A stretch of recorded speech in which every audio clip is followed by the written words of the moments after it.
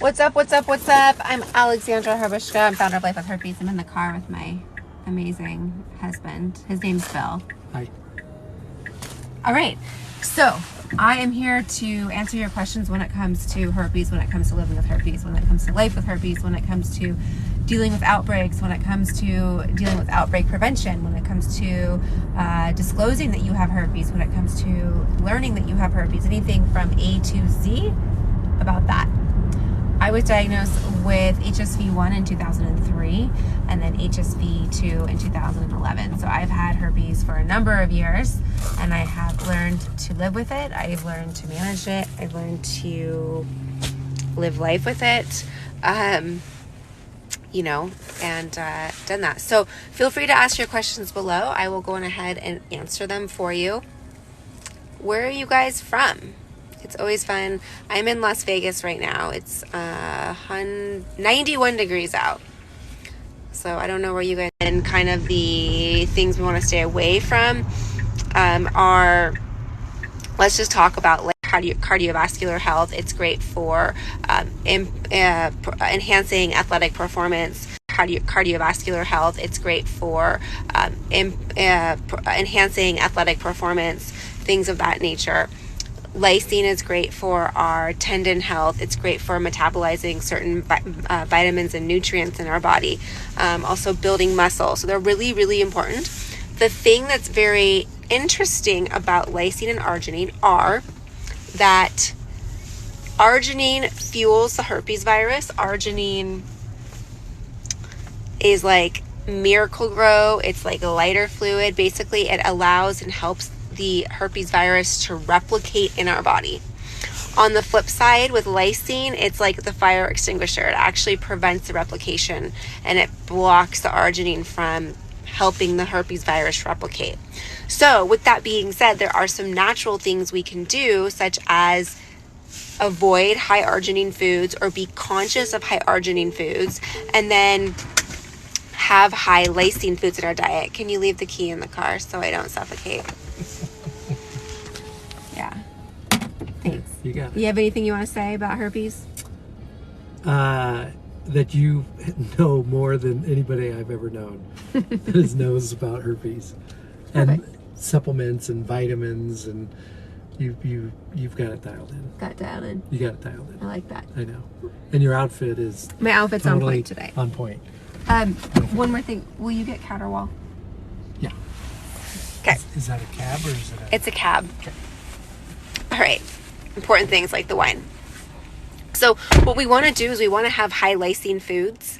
We want to potentially add lysine supplements to our diet. I'm not a doctor. If you have questions about adding supplements, which I totally understand, definitely ask your doctor. But lysine is something you can buy on Amazon. You can buy it at the grocery store. You can buy it at pharmacies.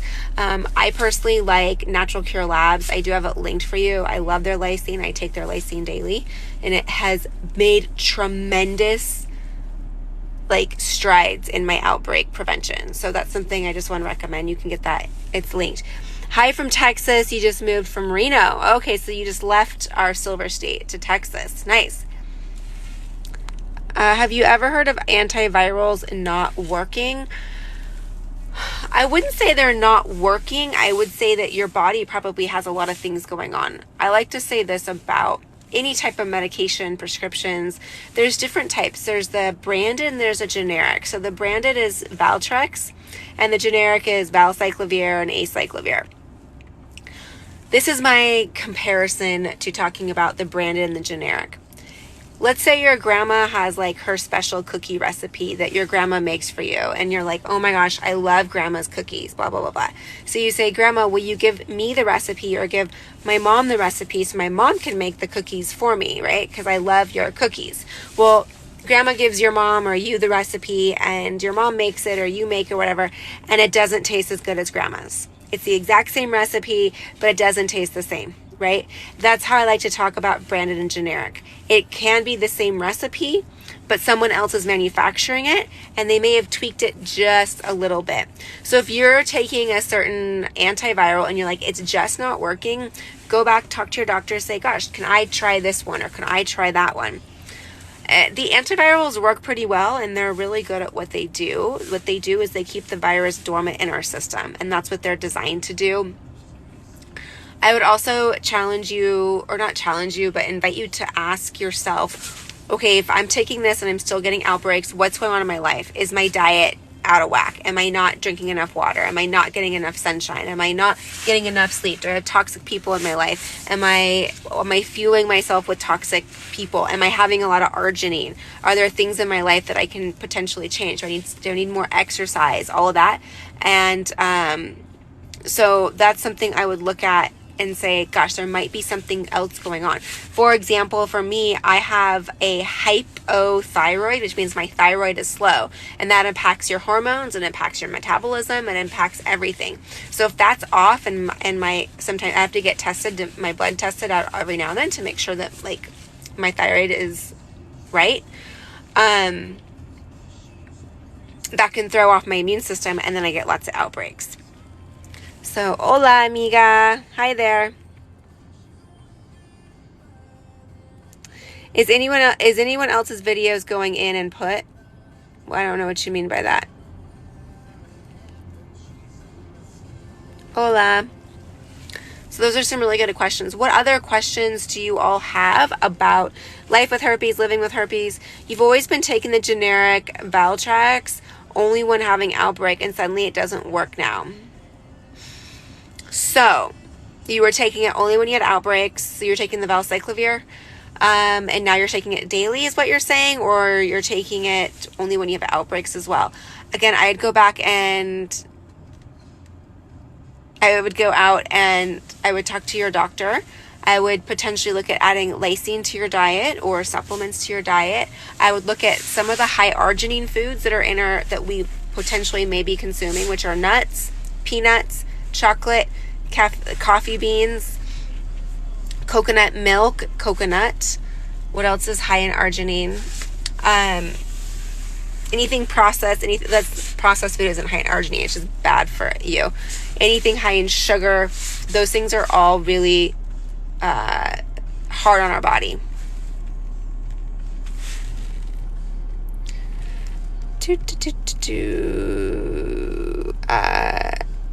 Let's see. So someone I like has told me he has herpes. We have not been physical.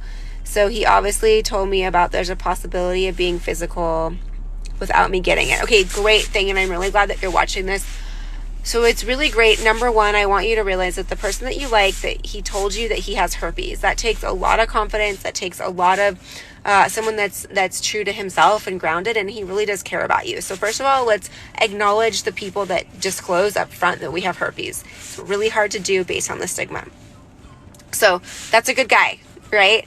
As far as, is it possible to be intimate and have and not transmit it? Absolutely. My husband does not have it, so that it is possible. Some things that you need to specifically ask yourself and look at with this. Number one, I want us all to know that 80% of the population has herpes. 80% of the population has herpes. And what that means is 67% of the population has HSV1 and 13% have HSV2. So far more have HSV1, which is commonly known as oral herpes, than genital herpes, or aka HSV2. But it's still extremely common. So a couple of things to ask yourself. Number one, go get tested. You may have it and not know it. 90% of that 13% with HSV2 will not ever be diagnosed and don't know they have it. So the majority of the population with HSV2 don't know they have herpes. And that's why it's getting transmitted to us, right? That's why it continues to get transmitted. So back to you and being intimate with someone that has herpes. The good news is you know that he has it, opposed to somebody else. You don't know if they have it. And like I mentioned, 80% of the population has herpes. That means you have a 20% chance of finding somebody that doesn't have it.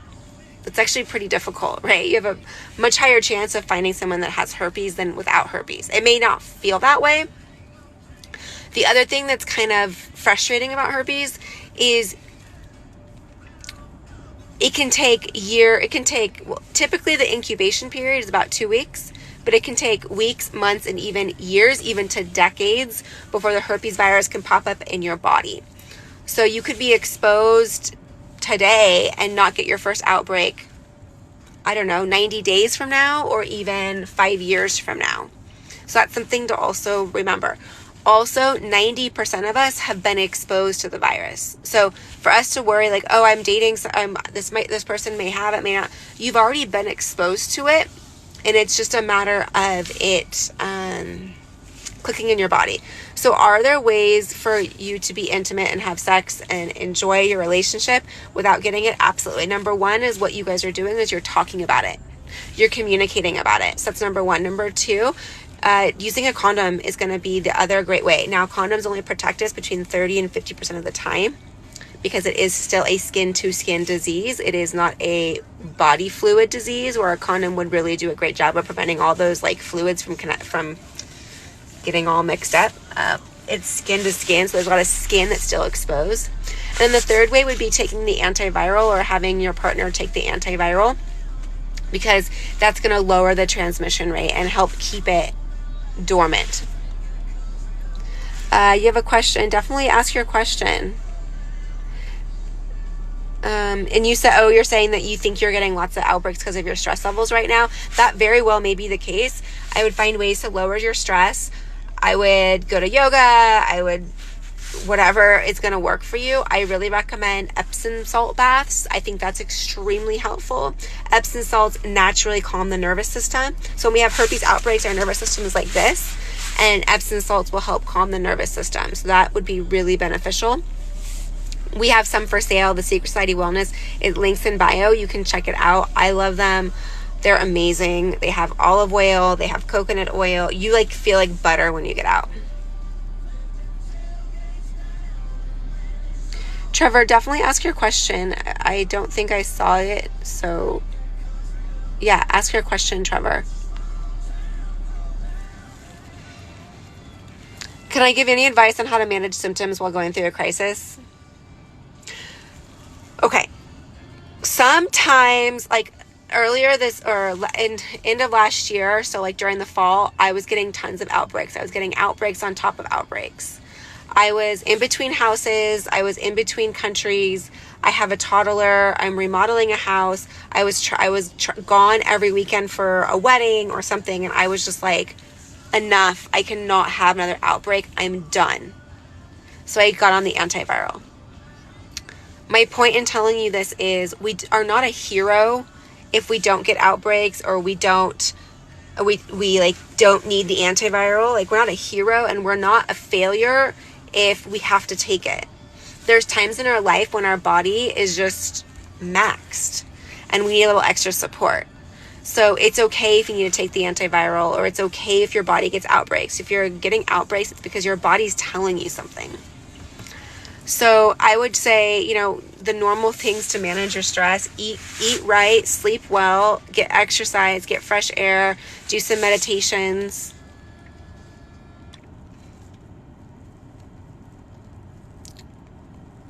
You're welcome.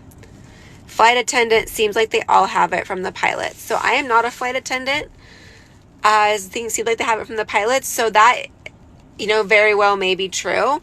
But again, that's a perfect example of the stigma. We assume that it's promiscuity that gives you herpes, and it doesn't necessarily mean that. So 80% of the population has herpes. So unless, they get it from just living life and having skin-to-skin contact with people that they love. You take the antiviral every day. Sorry for all the questions. Can you give advice on lesbian couple where one is negative? I don't know the statistics. Not a lot of information out there. It's very similar. It's just skin-to-skin contact. So there are ways like dental dams, if that's something you're concerned about, you can use. It's the same type of conversation. It's the same disclosure and acceptance conversation that you would have anytime. It's, hey, I have this. You're at risk of catching it. You're also at a greater risk of getting it from somebody else if you hook up with someone and they most likely won't tell you. And it's something that is out there. So here's what we're going to do together. I would recommend, figuring out what you both feel comfortable with. and what you don't feel comfortable with. Would I recommend antivirals if you don't have any symptoms? So number one, I'm not a doctor, so I can't make those recommendations. But number two, I'd say if you don't have symptoms, why? For me personally, I don't have oral herpes symptoms. So I would never take the antiviral for an oral outbreak. It just doesn't make sense, right? In 19 years, I have had 4 outbreaks. So that wouldn't make sense for me to be on something for that. Now, the only reason why I personally would do it would because that's going to be the best way to prevent transmission to a partner. So if you're dating or you're with a partner that's worried about it, then I would potentially go on it. Always talk to your doctor, ask questions, and see what feels right. 80%, yep. How do you get over the anxiety? I consistently feel like something is wrong. I was in that spot, I call it Eeyore. I was in the Eeyore spot for 2 years. Absolutely. Like, I cried every day. I was angry. I was pissed off. My whole life was like shattered. I eventually realized, number one, that the majority of the population has this. Number two, I realized I can't keep being a victim to this because it's going to control my life. I'm not going to control its life. Meaning I need to control its life. It's a microscopic virus that I can't see, that the majority of the population has. By the way, the best chapstick ever, part of the Secret Society Wellness. It's SPF, Lysine, peppermint.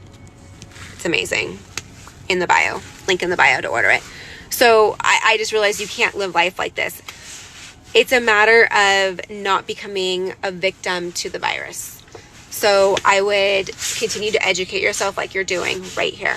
I would find a community that supports you and is surrounded with like-minded people that are really helpful for you. So that's why I created the Secret Society That's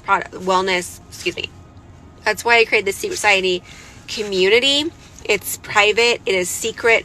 It's not on a social media platform. There's no risk of like your cousin's brothers, uncles, sisters, friend that goes to preschool with your childhood friend is going to know that you have herpes.